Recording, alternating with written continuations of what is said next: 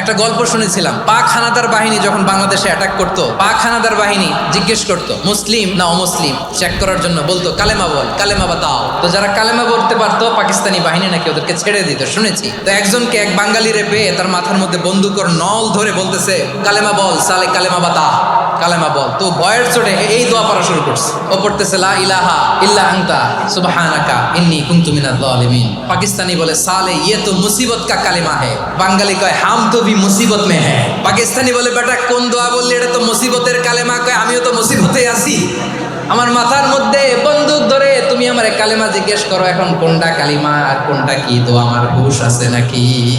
লা ইলাহা ইল্লা আনতা সুবহানাকা ইন্নী কুনতু মিনাজ জালিমিন। বিষ্ণুই বললেন দেয়ালে পিঠ থেকে গেলে, চোখে মুখে অন্ধকার, বাঁচার কোনো উপায় নাই, তখন এই দোয়াটা পড়তে হবে।